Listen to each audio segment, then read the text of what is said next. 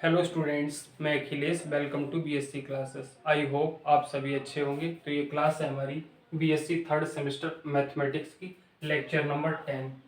तो स्टूडेंट्स, इस lecture number 10, 11 और लेक्चर्स 1-2 हैं जिनमें थ्योरम्स आपकी आएंगी।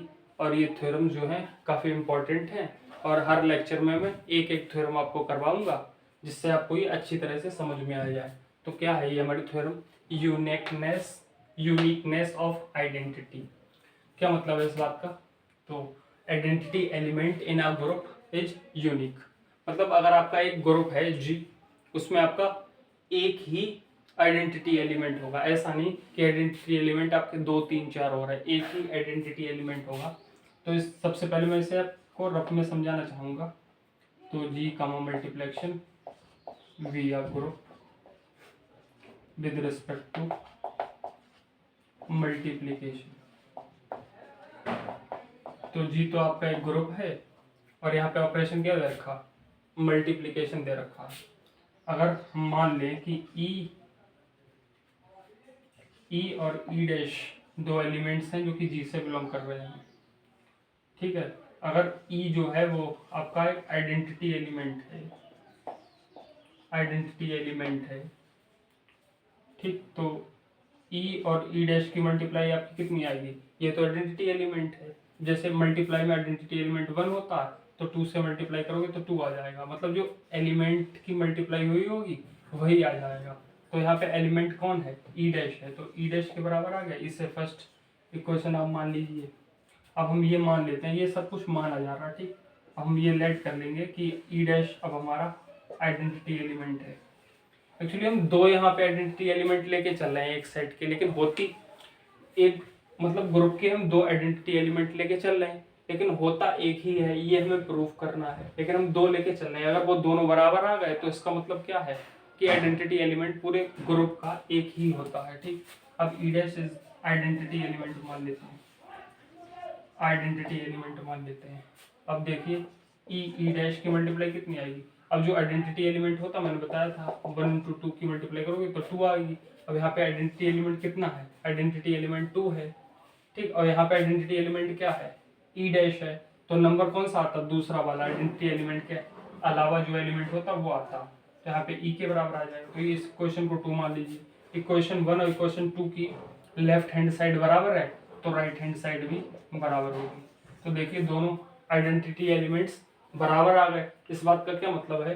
जो जी कामा मल्टीप्लेक्शन ग्रुप था उसमें आइडेंटिटी एलिमेंट आपका एक ही होगा, है ना। वो किसी नेम से डिनोट कर लीजिए, आप ई से डिनोट कर लीजिए, ई डैश से डिनोट कर लीजिए, होगा एक ही। पूरे ग्रुप का आइडेंटिटी एलिमेंट एक ही होता है। वही इस थ्योरम में हमें बताया है, uniqueness of identity. The identity element in a group is unique. तो स्टूडेंट्स, ये आपको मैंने एज अ रफ समझा दिया है। अब मैं इसे फेयर समझा दूंगा आपको, ठीक। रफ समझा दिया, अब मैं इसे फेयर समझाऊंगा।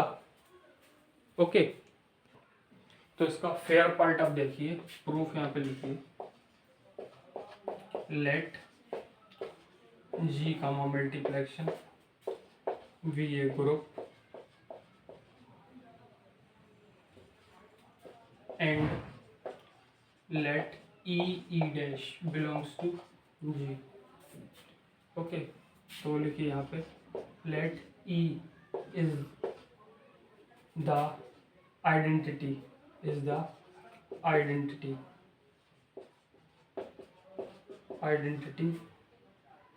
Element in G. तो देखिए ई डैश की मल्टीप्लाई कितनी आ जाएगी? ई तो आपका आइडेंटिटी एलिमेंट है तो ये ई डैश के बराबर आ जाएगी। इसे इक्वेशन फर्स्ट ले लेंगे। अब हम यहाँ पे लिखेंगे let e dash is the identity element in G. होती तो आइडेंटिटी एलिमेंट एक ही है, लेकिन हम यहाँ पे दो मान के चले हैं और दोनों को बराबर दिखा दिया। इस बात का क्या मतलब है कि ग्रुप में एक ही आइडेंटिटी एलिमेंट होता है। तो आप देखिए अब ई डैश की मल्टीप्लाई करोगे तो क्या आएगा? ई तो आपके आइडेंटिटी एलिमेंट है, ई डैश यहाँ पे हमने आइडेंटिटी एलिमेंट माना है, तो ये ई के बराबर आ जाएगा।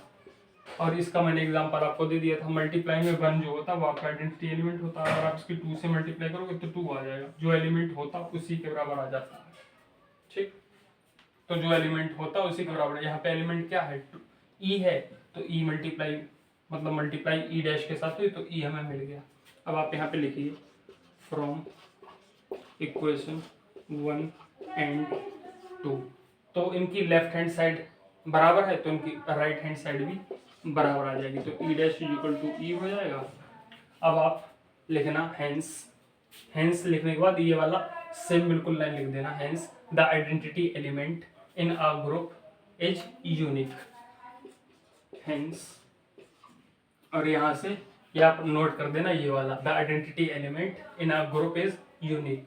तो आई होप स्टूडेंट्स ये आपको थ्योरम फर्स्ट जो है अच्छी तरह से समझ में आ गई होगी। ऐसे ही ये अलग अलग इनकी वीडियोस बनाएंगे, अलग अलग थ्योरम्स की अलग अलग वीडियोस, जिससे आपको अच्छी तरह से समझ में आ जाए। पहले रफ पार्ट समझाएंगे, देन फेयर पार्ट, जिस तरह से आपको एग्जाम्स में करनी है। तो स्टूडेंट्स अगर ये आपको समझ में आ गई है तो वीडियो को लाइक कर दीजिए और चैनल को सब्सक्राइब कर दीजिए, फ्रेंड्स के साथ बाकी शेयर भी कर दीजिए। Thank you for watching this video.